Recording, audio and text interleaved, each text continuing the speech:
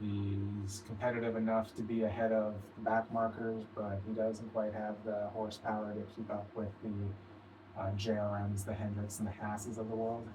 Um, he, barring some crazy nonsense, I don't see him making a chase this year. He's going to be competitive. He's going to get a couple top tens, and he's going to be in that best of the rest group, though. But the chase just feels a step too far. Next up, Hendrick Motorsports returns to full-time O'Reilly duty with Corey Day. The expectation for Corey Day is going to be to win races and fight for the championship. I can't imagine that car is going to be terribly different from the JRM cars here, and we saw how competitive they've been year over year. Corey Day is going to be expected to win races, and anything less than a strong championship run is going to be a disappointment for that kid. Next up, Jordan Anderson Racing. This is going to be an interesting one. This is where I think the chase bubble kind of sits with Jeb Burton. Jeb Burton's going to be the anchor driver for this team. I think the chase hopes live and die by him. He is going to be in that 10 to 15 range, I believe, as he has been every year he's been at Jordan Anderson Racing. Very strong super speedway racer and a really strong intermediate racer, and he's no slouch everywhere else either. He's going to be in that slot. He's going to be one of those guys fighting for those last playoff spots when we get down to the wire there. Next up is Blaine Perkins. I think much like LeVar Scott, Perkins' job is going to be to try and match Jeb Burton. He wasn't able to really do it last year, but this year he's got to show some improvement if he wants to keep that seat. And then the 32 car is going to be shared by multiple drivers, including Rajah Caruth, who's going to split time between the 32 and the 88 to compile a full-time season.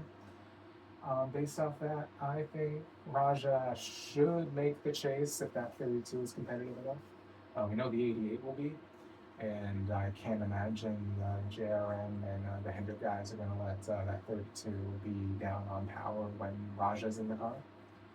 I think the expectation will be on Rajah to make the chase and make some noise in it. Next up is JRM. I think we got 4 chase drivers here.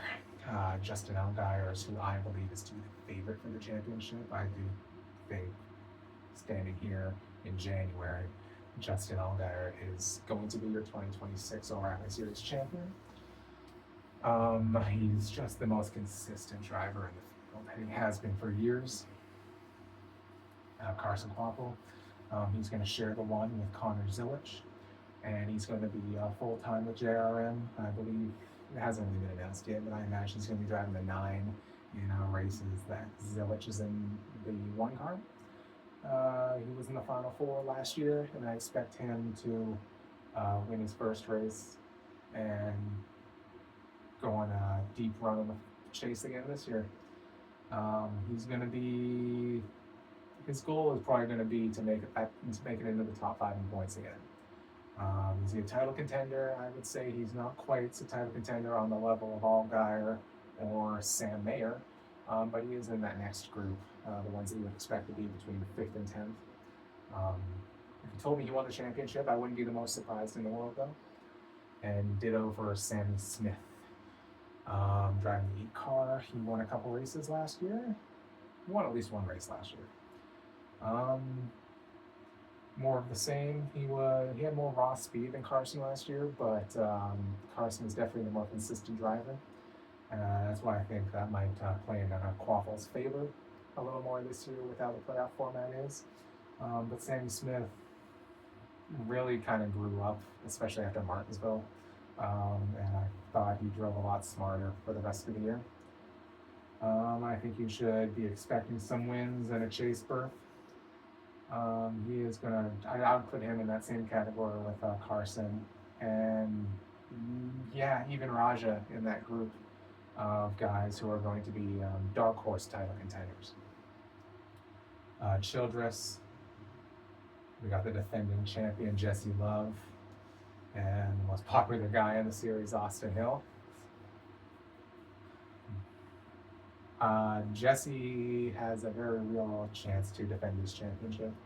Kind of reminds me a little bit of Tyler Reddick. Kind of backed into his first championship and then went out the second year and beat on everybody.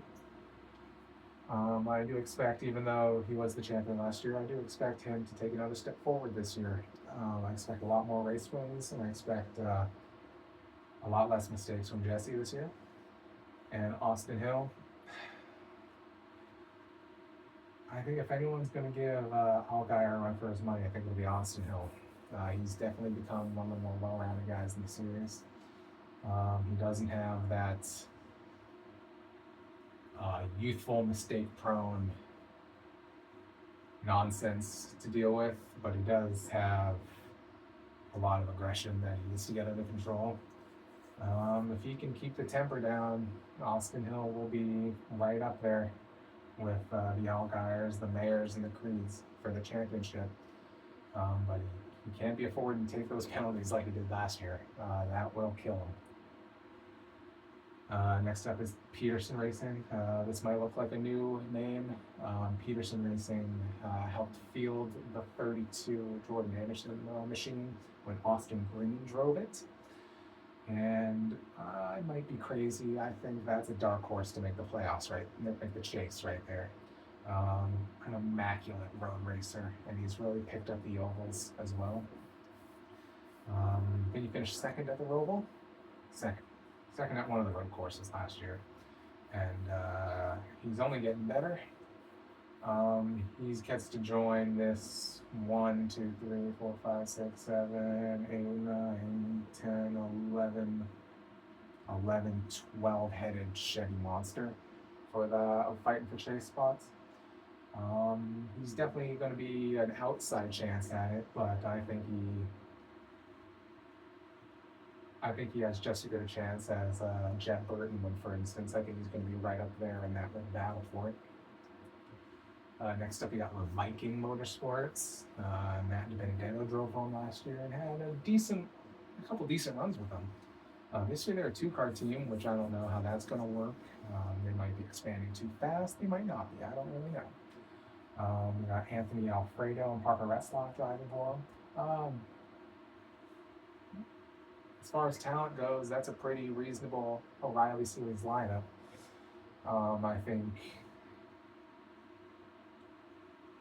I think at worst they should be shooting for Alpha Prime, and I think at best they're shooting to be playing with that playoff line, that chase cutoff line. It's hard to say how that will go. I think they'll be battling for that 15th to 20th range. I don't think they're good enough to get in there this year, although I'd like to be proven wrong. I love seeing Anthony Alfredo and Parker Retzlaff put in some good performances. They're both very talented drivers who deserve it. Next up, RSS Racing, Kyle and Ryan Sieg. Ryan Sieg, the bridesmaid, he's going to be another one of those guys. We'll see how the swap to Chevy does for them. They were the number 2 Ford team. Now they're the number 1, 2, 3, 4. Or at best, the number 5 Chevy team now.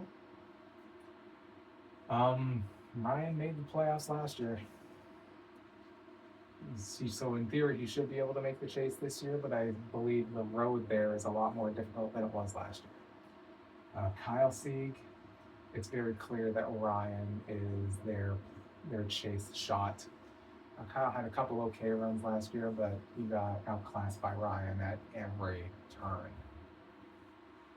Next up is Young's Motorsports. The 42 hasn't been announced. The driver has been announced. The 02 is Ryan Ellis. I don't know how their O'Reilly team is better than their truck team. That makes no sense to me. But I think Ryan Ellis will be looking to maximize the few chances he gets at a good run. I think the top 20 points finish will be above and beyond his expectations. He's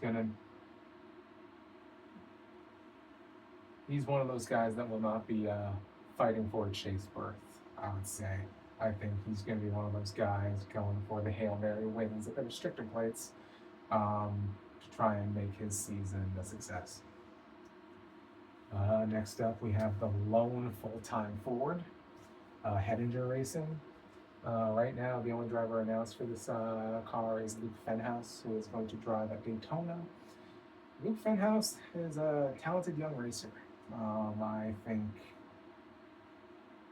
it's maybe a little too early for a full-time O'Reilly Series call-up, especially for a brand new team. But I'm curious to see how he does at Daytona. Regardless, I don't think there's any danger of his team making the chase. Clearly, Ford hasn't shown much care for the O'Reilly Series, so I think expectations got to be tempered with these guys. Toyota. William Sawalich did not make the chase last year, but his performances pre-summer and post-summer are like two different drivers. I would expect him to win races, and I would expect him to safely make the chase this year. I hesitate to call him a title contender, but it wouldn't necessarily shock me either. Next up, the 19 of Brent Cruz. There's a plus by his name because he's going to have to share that car if he hasn't turned 18 yet. So he's going to miss the first handful of races because he's not old enough. That being said, Brent Cruz is talented enough and that car is good enough that he has a very real chance of making that chase anyway.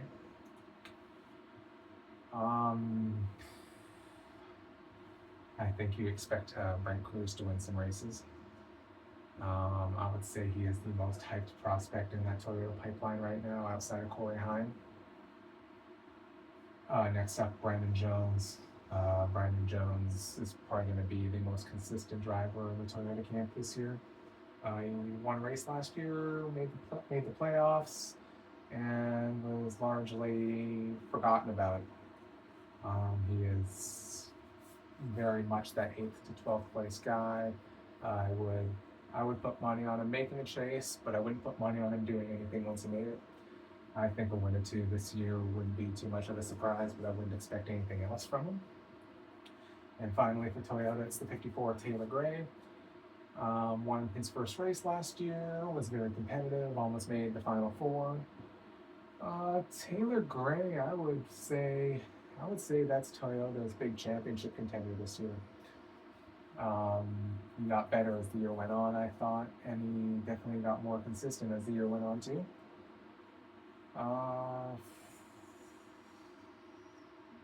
This is not the Joe Gibbs Racing O'Reilly Series team of old. They've definitely taken a step back, especially compared to Junior Motorsports. But if Toyota is going to win this championship, I think it's going to be Taylor Gray who's leading that charge. And the other Toyota team this year is Sam Hunt Racing. Harrison Burton in the 24, Dean Thompson in the 26. I think Dean Thompson is going to have a couple good runs, especially at the restrictor plates. But much like LeVar Scott, much like Blaine Perkins, he is going to have his goal of being matching whatever Harrison Burton does. And Harrison, I expect to be a lot like last year. He's going to be on that bubble for the playoffs. So let's pick 12 drivers who I think are going to make it. All guys are safe bet. Sammy Smith, Carson Quapple, that's 3. Creed, Mayer, that's 5. Sawalich, Jones, Gray, that's 8. Love and Hill, that's 10.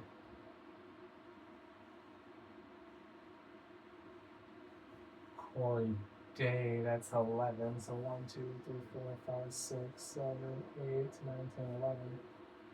That's one more driver.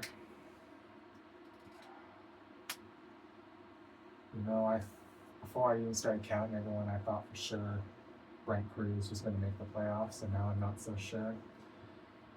I think Raja is going to be that last guy to make it. So I think Brent Cruz will be the first guy out. Burton will be the second. Sieg will be the third. Burton will be the 4th.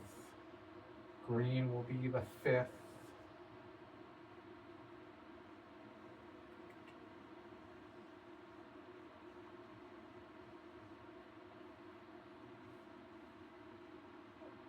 Sixth, 7th, and rounding out the top 20, we'll go with. I'll give Jeremy Clements 20th. So yeah, and out of all these guys, I think your champion is going to be Justin Allgaier.